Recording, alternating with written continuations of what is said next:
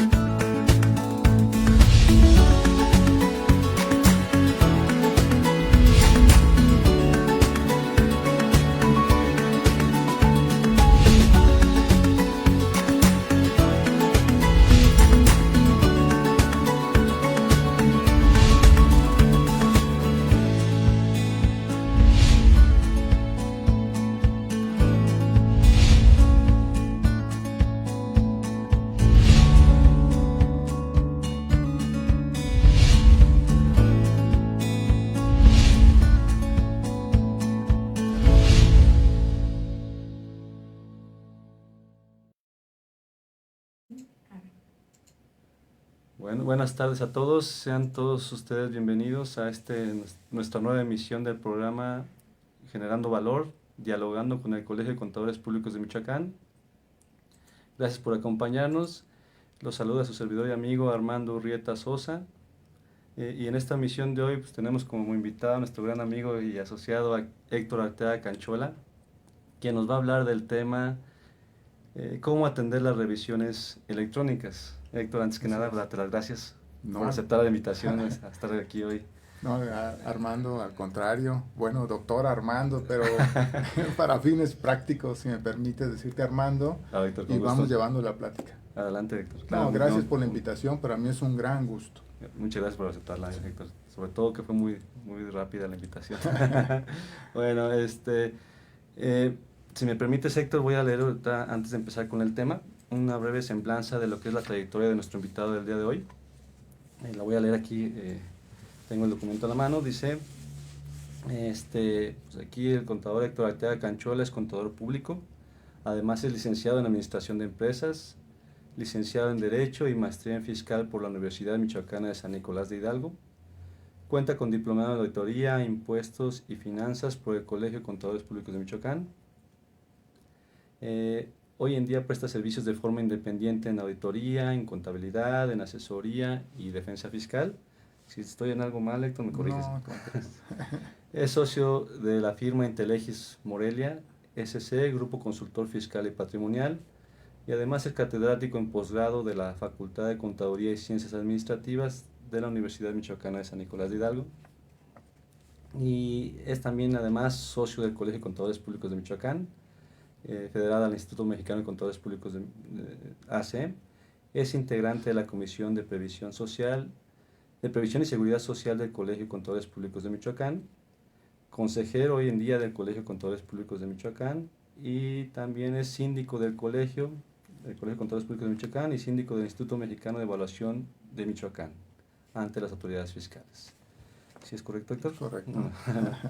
Y pues sin más, Héctor, si gusta, pues comenzamos ya sí, de lleno bien. el tema, porque bueno, platicábamos pues que en estos, pues ha sido declaraciones en medios de pues, Raquel Buenrostro, la jefa del Servicio de Administración Tributaria, Sí. ¿no? Incluso nuestro presidente de la República pues, ha manifestado pues que no van a incrementar los impuestos a los contribuyentes, a los ciudadanos, pero pues sí van a hacer muchos actos de fiscalización. Sí.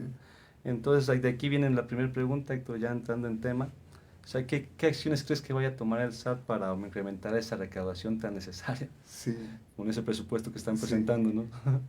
En efecto, bueno, primero es un gran gusto, Gracias, estar aquí contigo, la verdad, se siente uno muy cómodo con esa confianza que tú me das para poder platicar. Un gusto, pues ya hemos estudiado las iniciativas de reformas para 2022 y vemos cómo vienen, ¿no? Vienen efectivamente cumpliendo el gobierno federal con no incrementar impuestos ni las tasas de los impuestos. Sin embargo, vemos que la recaudación se pretende aumentar, ¿no?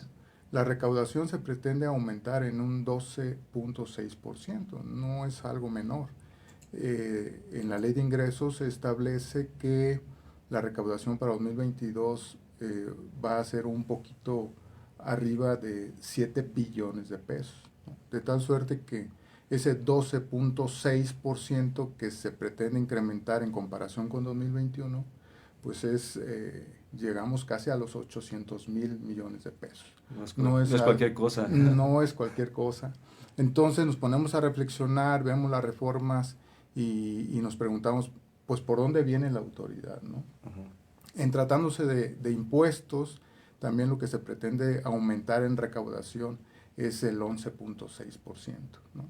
Y en impuesto de la renta en específico, el 8.6%, pero en IVA, ahí está un porcentaje muy interesante que se pretende aumentar en recaudación el 24%. Es un porcentaje muy interesante, sí, muy interesante.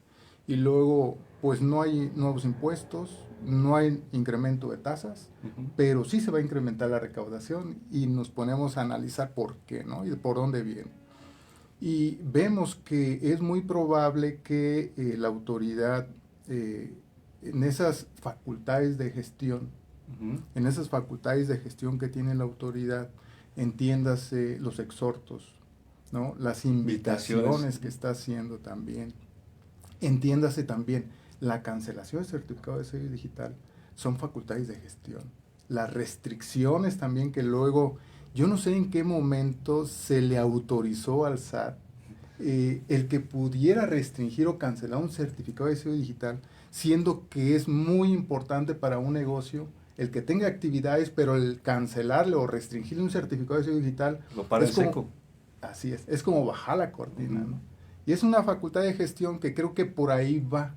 Okay. Por ahí va en una restricción, en una cancelación de certificados, para que el contribuyente se acerque a la autoridad y entonces se autocorrija. Sí. Esa es la primera parte. La otra serían las facultades de comprobación.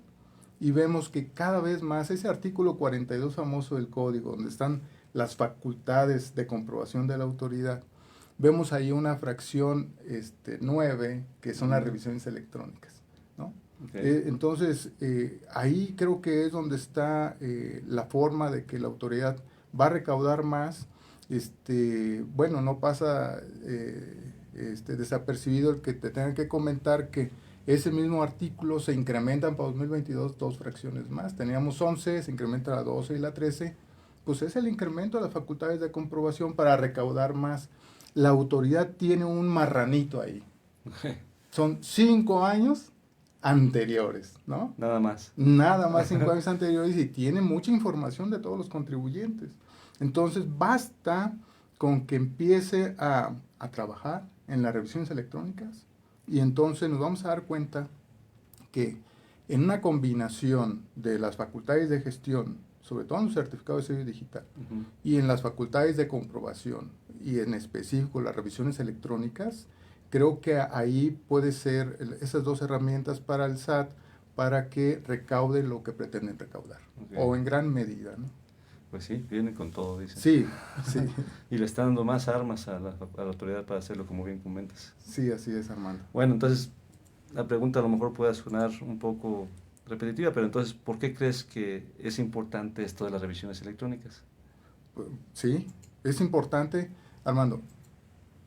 Saber de las revisiones electrónicas es importante por 2 simples razones. Primero, pues procurar que nuestros clientes no caigan. ¿Cómo evitar es el primer punto, creo yo, cómo evitar una revisión electrónica? Claro. Porque viene de información que ya tiene la autoridad de años anteriores, ¿no? Pero es información de muchas fuentes, inclusive del propio contribuyente, de responsables solidarios o terceros con ellos relacionados.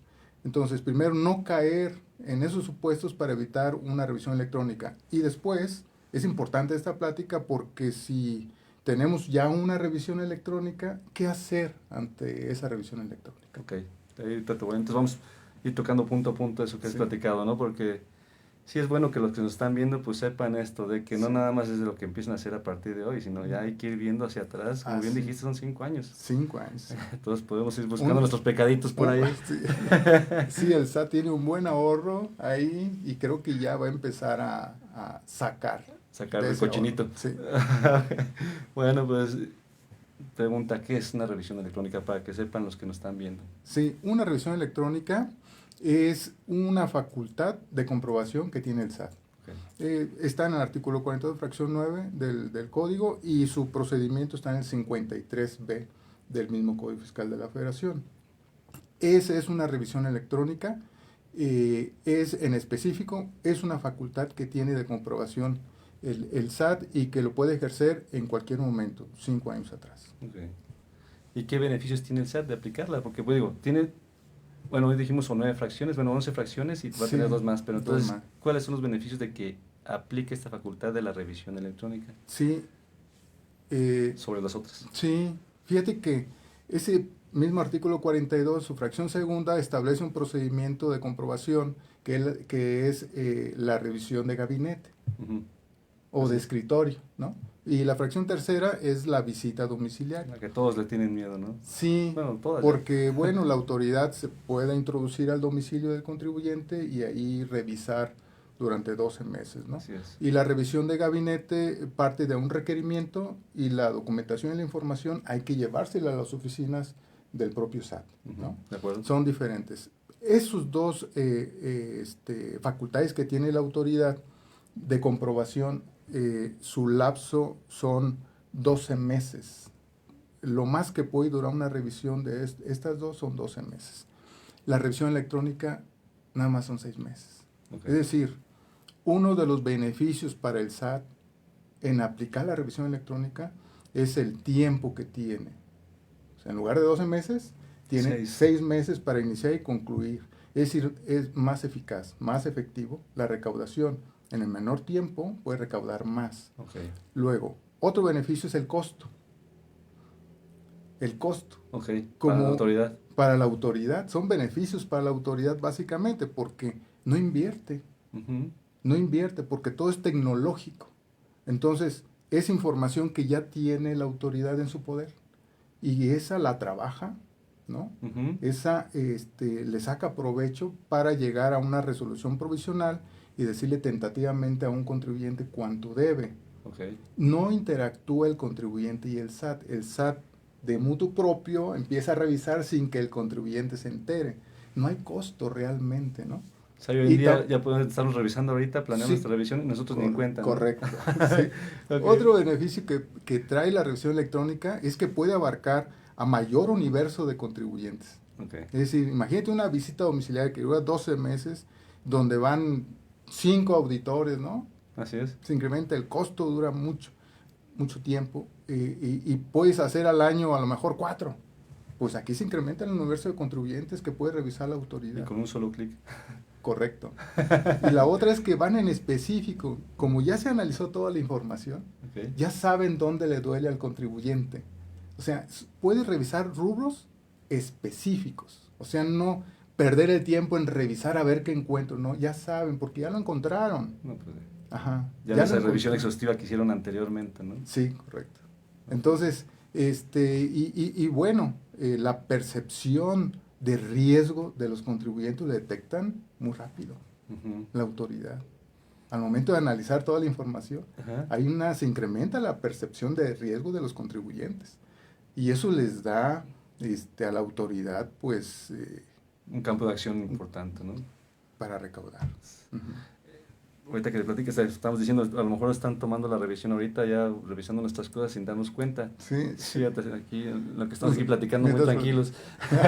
Sí. Pero entonces, ¿de dónde son esas fuentes de información? O sea, ¿de dónde obtiene la información el SAT? Ah, correcto.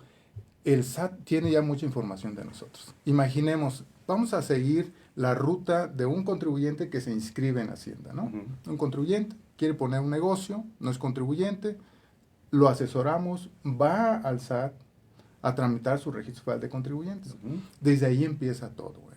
Okay. Desde ahí tiene que dejar toda su espíritu, lo deja ahí en el SAT, Casi, ¿no? casi. Sí, Casi. Deja su nombre, más cosas, su domicilio, que es importante, Uh-huh. y su régimen en el que va a tributar y la actividad que va a desempeñar. Uh-huh. Entonces, desde ahí empieza. Entonces, la autoridad empieza a tener datos del contribuyente.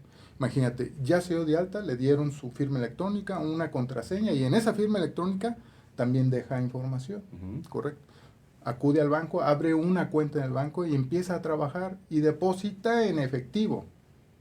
Sí, de acuerdo. ¿No? Ya lo Y informo. entonces los bancos tienen que estar informando cuando rebasa de 15,000 pesos en efectivo, ¿no? Ajá. Al mes tienen que estar informando al SAT, sin que le manden el estado de cuenta del banco al SAT, porque no lo pueden hacer, pero sí tienen que reportar cada año, todavía 2021, que para 2022 una de las reformas que el reporte sea mensual. Sí, Entonces, porque hay que batizar eso. Ahorita es anual la información. ahorita es anual ese reporte que hacen los bancos al SAT de los depósitos en efectivo que reciben. Las instituciones financieras.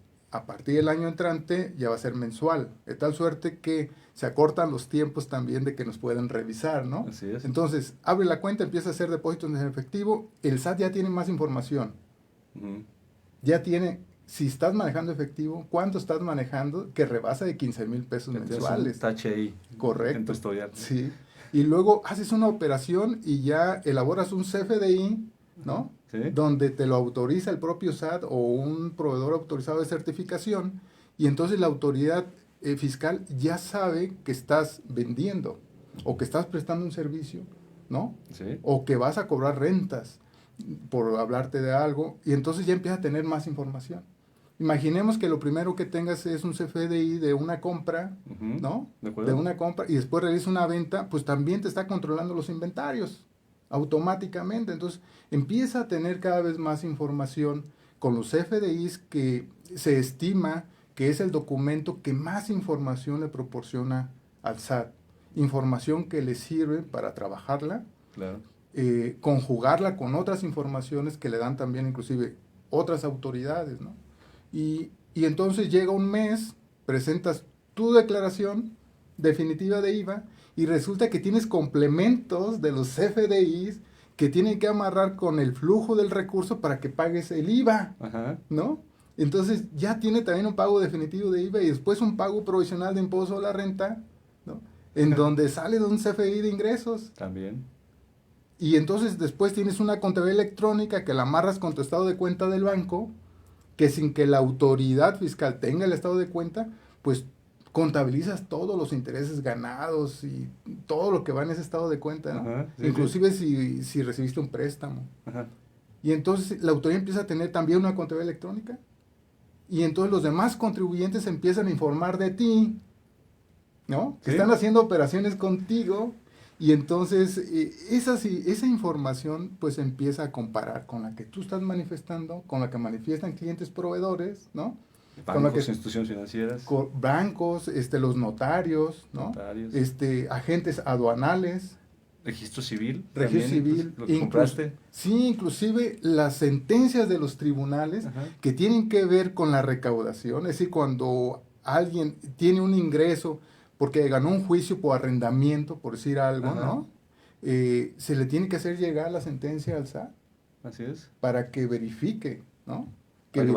Para que valide, ¿no? El pago de la PTU, pues lo tiene que ver con la Secretaría de Trabajo y Previsión Social. Entonces, tiene toda esa información. Inclusive puede completar todo el ciclo económico completamente con la declaración informativa de operaciones con terceros, ¿no? La DIOT famosa también. Es decir, hay la ley antilavado, también. Los avisos mensuales que se están presentando. Entonces, la autoridad sí tiene mucha información de dónde sacar algunas discrepancias de esas circunstancias, y entonces notificarte que tienes por ahí un pendiente con el SAT. ¡Qué caray! ¿Sí? Sí. Espero no se asusten, pero así es. Sí. Bueno, tengo otra pregunta ahí, de lo que platicamos.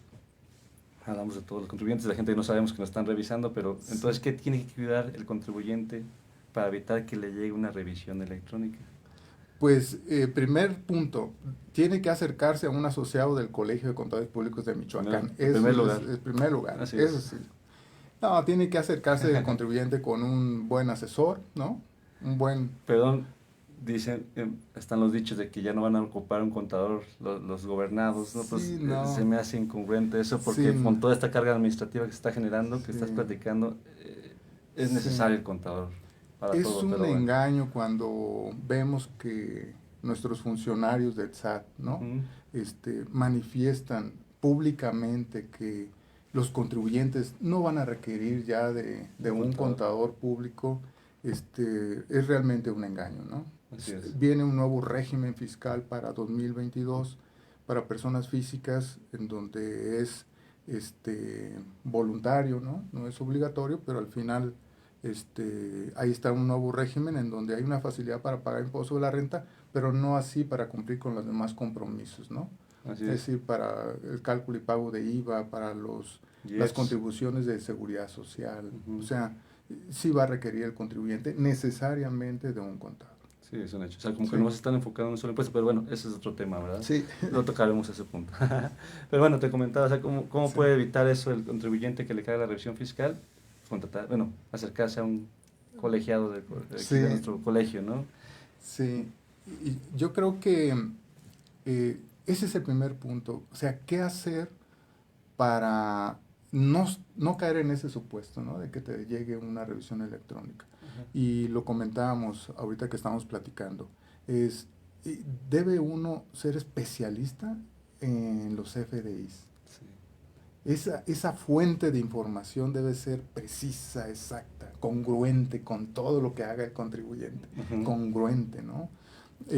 Hoy por hoy no tenemos, de todos los actos jurídicos que realiza un contribuyente, no tenemos un respaldo de un CFDI, Ujú. como una depreciación, como el costo de lo vendido, como ganancias cambiarias, como componente inflacionario, ese tipo de cuestiones todavía que sí suman o restan en la contabilidad fiscal de un contribuyente, no están respaldados todavía con un CFDI, ¿no? Así es. Pero todo lo demás está respaldado con un CFDI, con un complemento. De hecho, tenemos 7 tipos de CFDI ya y complementos para muchas cosas y hay que cuidar mucho la elaboración. Cada espacio que tiene un CFDI, cuidemos la información que vamos a meter en ese espacio, porque una vez que la autoridad lo recibe, empieza a sacarle jugo, empieza a sacarle Ya le genera provecho. información. Le genera información. Bueno, Así. si gustan, procedemos a tomar una breve pausa. Continuamos en un momento. Gracias.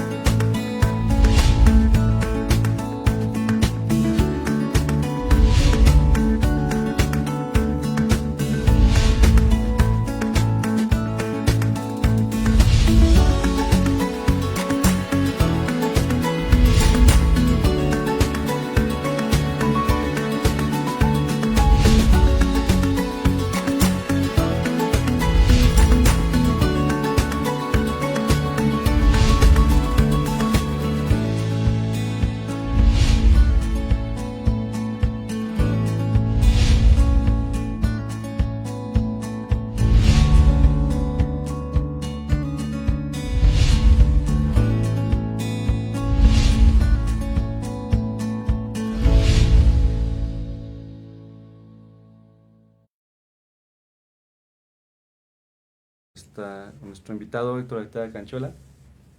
Continuamos pues con nuestra plática, Héctor. Platicábamos pues de que cómo evitar pues esta revisión electrónica, tener mayores controles, acercarse con un profesional en la materia, claro, aquí del Colegio de Contadores Públicos de Michoacán. Sí. Pero bueno, ¿qué pasa si ya te cayó ahora sí la autoridad, ¿no? Ya te están ejerciendo una revisión electrónica? ¿Qué hay que hacer? O sea, ¿cuál es el procedimiento que tienes que cuidar o que hay que seguir? O sea, ¿qué debe hacer el contribuyente que ya tenga esa revisión encima? Sí. Fíjate que dejamos corta la respuesta. Hace rato. Ajá. Okay. Porque sí hay que ser especialista en CFDI, hay que recalcar eso, hay que puntualizarlo, Okay. porque en la medida en que se cancele un CFDI que sí se tenía que cancelar, en la medida en que no se cancele y que se emita una nota de crédito, una nota de descuento, ¿no? O sea, cuándo procede una cosa, cuándo procede otra. En la medida en que los CFDI vayan acorde con las declaraciones mensuales definitivas o provisionales, y que de todo un ejercicio fiscal, en la medida que esos documentos, los CFDI, vayan acorde con lo declarado en la declaración anual, y la declaración anual con la contabilidad electrónica. Que se informa y se envía al SAT. Ajá. Ajá. Yo creo que pudiéramos estar evitando una revisión electrónica, De acuerdo. porque es la información que presentamos nosotros y de donde la autoridad, con las herramientas tecnológicas que tiene, es muy fácil ya llegar a conclusiones de diferencias, ¿no? Sobre todo por el famoso robot que tanto se habla, pues que es que el Sí. que maneja el SAT, que no es otra cosa que algoritmos Ujú. que ellos manejan, pues entre Ujú. menos discrepancias se encuentra este robot, Sí. pues que mejor, ¿no? Que todo esté bien amarrado con tabla electrónica, CFDIs. Sí. Sí, muy Y bien, luego de lo acuerdo. vemos, que luego sí creemos un poco más en este tipo de tecnologías que no le pueden meter mano de Ujú. alguna forma, y lo hemos visto luego con las publicaciones de empresas que enajenan facturas, ¿no? Que Ajá. las operaciones son inexistentes, en donde luego cuando los publican en el Diario Oficial de la Federación vemos que vienen ahí hasta las mismas dependencias de gobierno, ¿no? Vemos las mismas dependencias de gobierno, y algunos otros poderes también, Por ¿no? ahí, ajá. Ajá, y dices tú, ¿qué pasó? ¿Pudieron haberlo quitado o no, no? Así es. Entonces, eso te hace pensar que es muy probable que lo que arroje esta tecnología que utilizan es la misma información que se trabaja, ¿no? Claro. Entonces, pero una vez que ya llegó la revisión electrónica, ¿Qué hacemos? ¿qué hacemos? Bueno, si ya no podemos hacer más y ya tenemos la revisión electrónica, nos vamos a dar cuenta porque nos va a llegar a nuestro buzón tributario. Ujú. En nuestro buzón tributario, cuando prendemos la computadora, entramos ahí, vamos a ver que tenemos del SAT en un correo electrónico un aviso que tenemos una resolución en el buzón, que tenemos un documento en el buzón tributario, y entonces para esto pues debemos de tener el buzón, ¿no? Activado. Es lo que iba a ser El el buzón comentario, que muchos activado. falta que lo activen. Sí, y los medios de contacto actualizados, porque ya hay sanciones también, ¿no? De Hay acuerdo. sanciones. Entonces, tenemos activo el buzón, tengo los medios de contacto, teléfono y correo electrónico. Ujú. Entonces, a mi correo electrónico me llega un aviso del SAT diciendo que tengo en el buzón una resolución, Ok. un acto administrativo. Y entonces, depende del contribuyente si se aguante las ganas o no de ir a La ver curiosidad. qué tiene ahí, ¿no? Entonces, si es fin de semana, yo no lo abro, ya hasta el lunes, ¿no? Para estar... Está tranquilos. Ajá.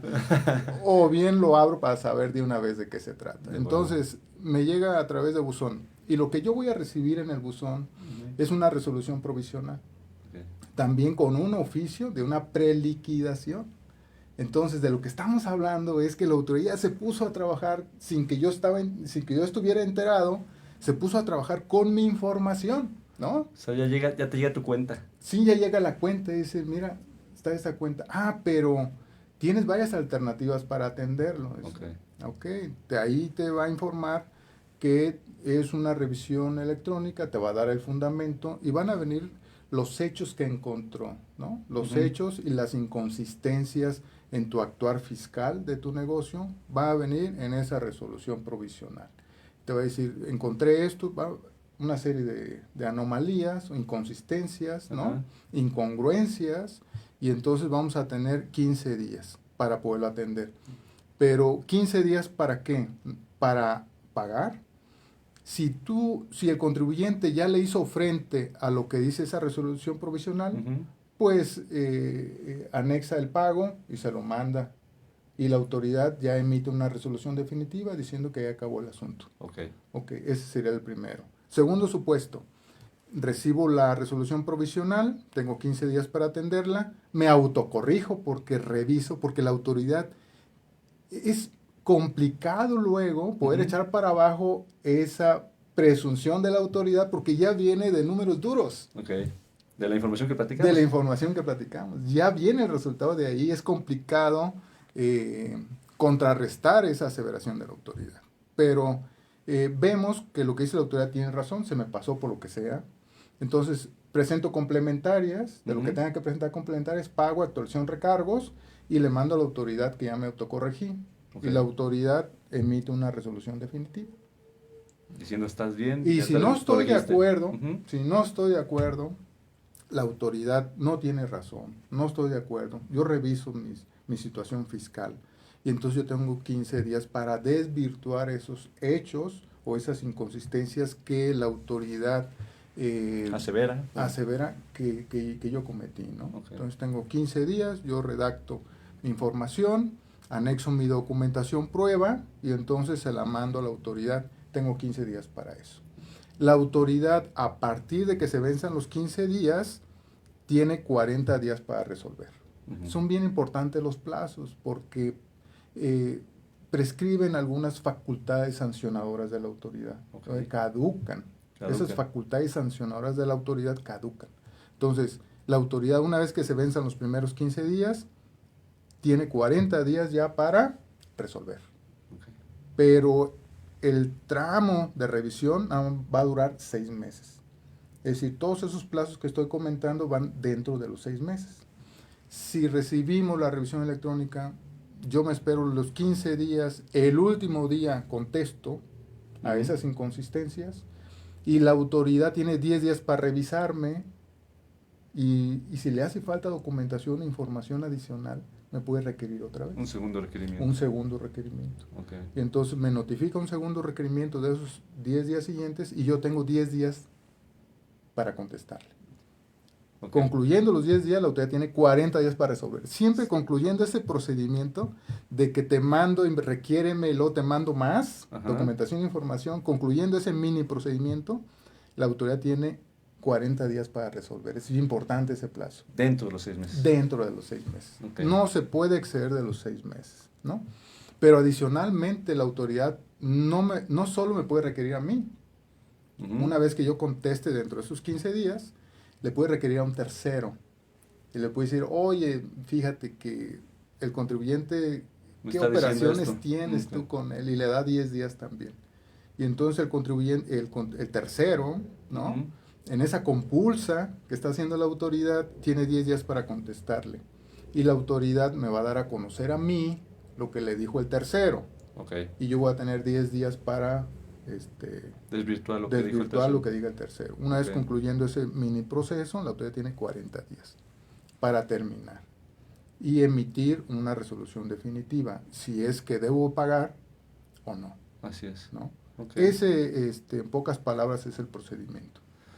Ok, bueno, entonces 6 meses. Digo, sí, como bien dices, puede ser un beneficio para la autoridad, que sí, también puede ser una carga de que se le acumule mucho trabajo a la autoridad y no alcance a sacar esos créditos que tenga sí. dispuestos para sacarlos, ¿no? Bueno, sí. pero ya parte de los beneficios del SAT es poder con tanta puntualidad a qué contribuyentes revisar. Ajá. Es decir, en la medida que encuentre diferencias y en la medida que sepa de cuánto es la diferencia, pues entonces puede ser selectivo. Claro.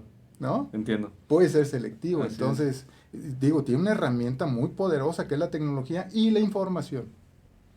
Exacto, ¿no? Pues sí. Okay. Bueno, la idea no es asustarnos. Sí. Bueno, aquí tengo una pregunta aquí que me hicieron llegar. Discúlpame, traigo aquí el acordeón porque la pregunta es muy precisa. Dice, que si el SAT podrá ejercer esta facultad en el caso de actos, bueno, de actos presuncionales. Ya ves que en la propia ley de ICR, el código, hay ciertos casos como cuando hay actos jurídicos que dicen que carezcan de razón de negocios, sí, o en el caso de que quieras usted la inexistencia de operaciones o la transmisión indebida de pérdidas. Uh-huh. O sea, en esos casos, ¿esta facultad la puede ejercer el SAT para esos casos? Sí, sí. Esta es una pregunta muy interesante porque luego la autoridad hoy por hoy se ha inclinado más a las presuncionales, es decir, yo presumo que tú me debes, yo presumo que hiciste operaciones inexistentes, yo presumo que esos actos jurídicos que celebraste nada más fue para beneficiarte fiscalmente, y esas presuncionales lo que acarrea es que el contribuyente esté ceñido, obligado a demostrar todo lo contrario, ¿no? Uh-huh. Y luego es complicado con la autoridad fiscal que tenemos. O sea, deja la carga al contribuyente. La carga al contribuyente. Por más documentación, por más comprobación, por más información que le lleves, para la autoridad luego nunca es suficiente. Entonces, esa presuncional se vuelve una arma exageradamente Discrecional. ¿No? Porque para sea- la autoridad. Sí, ¿no? Entonces, tenemos ya nosotros presuncionales en el 69B del código, 69 bis, pero también en el 5A. Y quiero empezar con el 5A. Adelante. El 5A refiere a que la autoridad puede presumir que en una operación no hubo razón de negocio porque el beneficio que obtuviste fue más fiscal que económico. Es decir, varios actos jurídicos enlazados entre sí para llegar a un fin en donde el beneficio fue fiscal y no económico. Y la autoridad presume, ¿no? Ujú. Pero ese procedimiento del 5A pues no termina en un crédito como tal, nada más determina que es una presunción de que no hubo razón de negocio ahí, que no lo hiciste con una razón de negocio, sino más bien fiscal, ¿no? Ok. Pero para determinarte un crédito utilizando ese procedimiento del 5A, necesariamente debe ejercer facultades de comprobación, Ok. necesariamente. Y entonces una de esas facultades de comprobación es la revisión electrónica. O sea, sí es una herramienta para poder utilizar todas esas presuntivas. ¿Sí? Ok. También 69B. También 69. 69B es un procedimiento, una empresa que factura operaciones simuladas, ¿no? Que luego se le llaman en el argot EFOS, ¿no? Ujú. Y otra empresa que le dio efectos fiscales a los comprobantes, es que se le llaman EDOS. Entonces, tienen sus tiempos para poder demostrar, uno, que sí tenía personal, que sí tenía capacidad material, que sí tenía todas las herramientas para hacer esa operación que hizo, y el otro tiene que demostrar la materialidad, ¿no? Que Que realmente es se hizo la operación. Ajá. Pero al final el procedimiento del 69B pues no termina en un crédito. Necesita ejercer facultades de comprobación. Ok. ¿Puede ejercer la facultad de comprobación llamada revisión electrónica? Sí. Sí. Ok. Sí. Y el 69 bis de las pérdidas, aplicación de pérdidas indebidas también, Ujú. que es otra presuncional. Fíjate que ahí lo que hemos encontrado es que sí puede la autoridad ejercer facultad de comprobación, pero solo la revisión electrónica. Nada más. O sea, casualmente. Acá, ok. Sí. O sea, no aplica ninguna otra fracción de las que No, platicamos del 42. establece, ¿no? 59 bis establece la autoridad podrá ejercer facultad de comprobación de acuerdo al 53B Ok. o 42 fracción novena del Entonces ahí sí está código. clarísimo que se Clarísimo, puede utilizar. así es. Ok. Digo, porque me Entonces, traje esta para pregunta que me la hicieron llegar relevancia, para preguntártela sí. por eso. Está bien, la relevancia de la revisión electrónica, ¿no? Así es, ¿no? Pues sí. Sí. Entonces ya te está dando juego entonces este tema, Sí, ¿no? claro. Bueno, y ahorita que estamos hablando de estas facultades, o sea, entonces también la autoridad lo puede aplicar esta facultad de las revisiones electrónicas para la discrepancia fiscal también. Es un tema muy especializado porque esa discrepancia para personas físicas, Ajá. el artículo 91 de la Ley de Impuesto sobre la Renta, Perdón, haciendo un breve, pues la discrepancia fiscal es cuando alguien gasta más de lo que genera de ingresos Sí. para la autoridad, ¿no? Sí, así Esa es la discrepancia Sí, fiscal. Sí, la discrepancia, y que es muy común. Es muy común. Y que es muy común cuando las erogaciones superan a los ingresos, Ajá. y ese excedente de erogaciones arriba de los ingresos, la autoridad dice, es un ingreso grabado y me pagas impuesto sobre la renta conforme al 152, ¿no? Donde está la tarifa anual, ¿no? Así Ok. es. Bueno, ese procedimiento del 91... Sin deducciones ni nada. No, nada, Nada. ya es ingreso grabado. No contempla el que se pueda ejercer la facultad de comprobación de revisión electrónica, y tiene algunas justificantes. Este procedimiento del 91 de la Ley de Impuesto sobre la Renta tiene sus tiempos, Ujú. y la revisión electrónica también tiene los suyos. Me voy a referir a revisión de gabinete. Inicia una revisión de gabinete con un requerimiento de documentación e información. Ajá. Le dicen al contribuyente, tienes 15 días para llevar a las oficinas de la autoridad eso que te estamos requiriendo, ¿no? Bueno. Llevas estados de cuenta, declaraciones, pagos profesionales, definitivos, Contabilidad, todo eso. todo. Al momento que la autoridad está revisando, dice, aquí hay discrepancia fiscal. Ajá. Te inicia el procedimiento del 91. Ajá. ¿De acuerdo? Entran los plazos, pero revisión de gabinete tiene un año. La autoridad. Entran los plazos y esa revisión de la discrepancia fiscal termina con un oficio Ajá. donde la autoridad dice, estas fueron las erogaciones que excedieron a los ingresos. Ok. Termina. Y ese oficio se lo tienen que notificar al contribuyente, y ese oficio debe aparecer en el oficio de observaciones de la revisión de gabinete. ¿De acuerdo? Y si es visita domiciliaria, ese oficio que concluye el 91 de la Ley de Impuesto a la Renta debe de aparecer en la última acta parcial, que es de la visita domiciliaria. Exacto. Ok.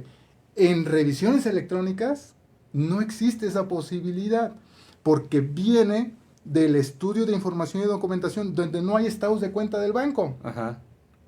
¿De acuerdo? No tiene esa No hay. información, no tiene acceso a esa información Correcto. Entonces no podría determinar la autoridad qué erogaciones fueron superiores a los ingresos, porque la prueba fuente de las erogaciones es los estados de cuenta del banco, todavía. Ajá. ¿no? ¿De acuerdo? Entonces, esa es una razón, y la otra son los tiempos, que la revisión electrónica nada más son 6 meses, y si tú montas el procedimiento del 91, se te desfasa ya.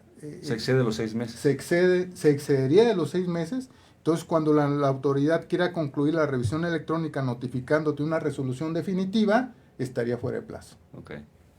Entonces, sí podemos afirmar eso. No se puede aplicar la Poco revisión electrónica. probable. Ajá. Solo que inicien, ni siquiera iniciando de manera paralela. No, porque no te podrían, en ese inter de la revisión electrónica, lo único que tienes que desvirtuar es lo que en la resolución provisional te está diciendo la autoridad. Después ya no te puede requerir estados de cuenta. Ajá. O sea, no excedería la facultad de la autoridad requerirte estados de cuenta para saber si hubo discrepancia fiscal o no. Ok. Porque lo único que tienes que desvirtuar es lo que viene en la resolución provisional. La preliquidación. Así es. Ok, de acuerdo, me queda claro. Ok, entonces, y bueno, ya dijimos que la experiencia no entra, pero ya nos determinaron algún crédito fiscal. ¿Hay defensa para este? Sí, sí Sí. hay defensa. Tenemos 2 recursos de revocación, que son 30 días.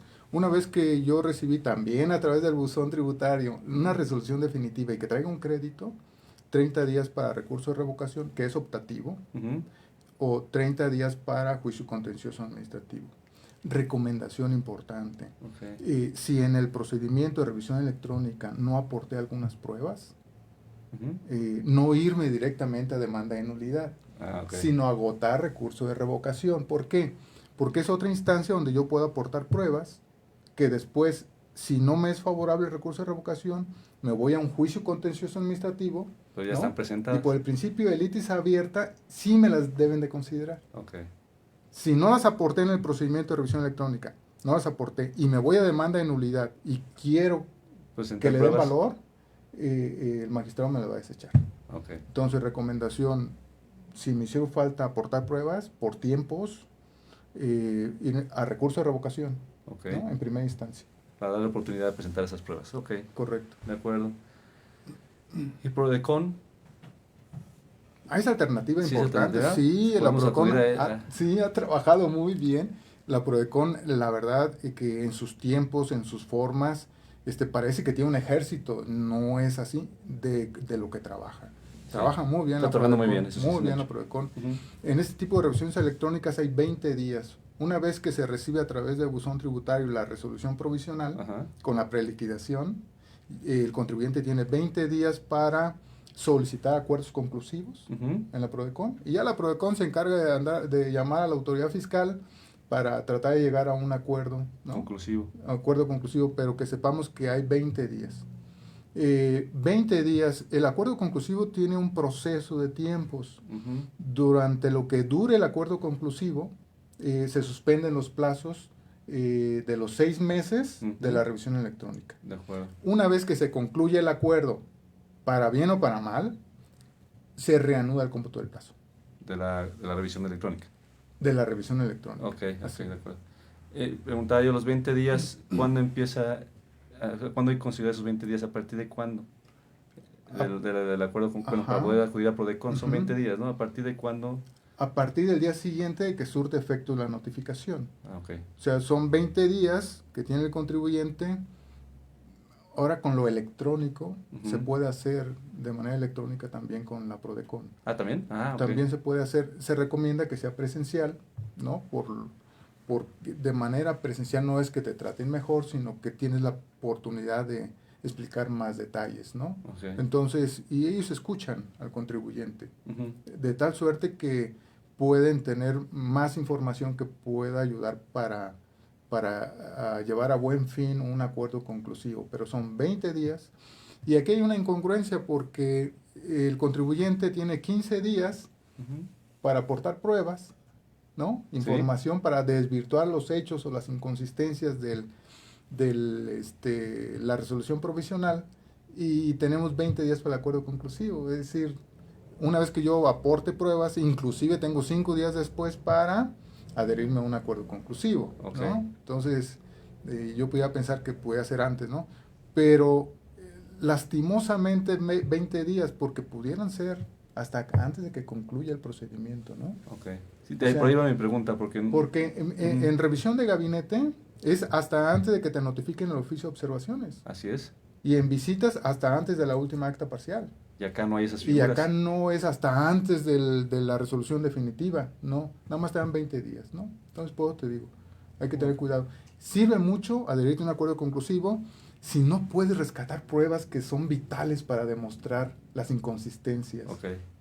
Porque Bueno. se suspenden los plazos. Entonces, adhieres, solicitas un acuerdo conclusivo, Ajá. vas a tener tiempo mientras consigues las pruebas que andan perdidas, ¿no? Ajá. Y entonces, y te vas preparando. Ok. No, pues, entonces, qué bueno, sí, que está con el apoyo, que trabaja muy bien la Prodecon, como Sí. bien platicamos, trabaja Sí, muy bien y así sí es. es un buen apoyo, muy buena opción. Bueno, ¿algún otro dato que quieras aportar de este tema, Héctor? De revisión electrónica, ¿algún otro dato, algún tip? Sí, interesante lo que voy a compartirles. Hay un antepenúltimo párrafo del artículo 42 en donde rompe el paradigma de lo electrónico en revisiones electrónicas. Ok, Pues es una revisión electrónica, todo es electrónico, claro. Armando. Claro, Todo, Ajá. todo lo que tiene la autoridad que te está revisando, cuando emites un CFDI, cuando cargas gasolina, sabe de qué gasolina cargaste, cuánto pagaste, ¿no? Ajá. Y luego vas y te hospedas en un hotel y pides un CFDI y sabe en qué hotel te hospedaste, ¿Qué tipo de habitación? qué tipo de habitación, Sí. sí, ordenas un desayuno, pides un CFDI, igual también, ¿qué desayunaste? ¿Qué tipo de desayuno? Ajá. Porque luego va ahí, ¿no? En el CFDI. Sí, pues ahí entonces, viene todo. todo es ya electrónico y de tal suerte que todo eso que es electrónico, también la comunicación con el SAT a través del buzón tributario, pues es electrónico. Todo el procedimiento y la conclusión es electrónico. Pero resulta que este antepenúltimo párrafo que siempre ha sido muy útil para la defensa, establece que en este procedimiento de revisión electrónica, como los otros dos, pero qué bueno que ese está incluido, Ujú. la autoridad te tiene que citar a sus oficinas, Ok. para decirte que encontró inconsistencias o hechos que hicieron que pagaras menos contribuciones. Ujú.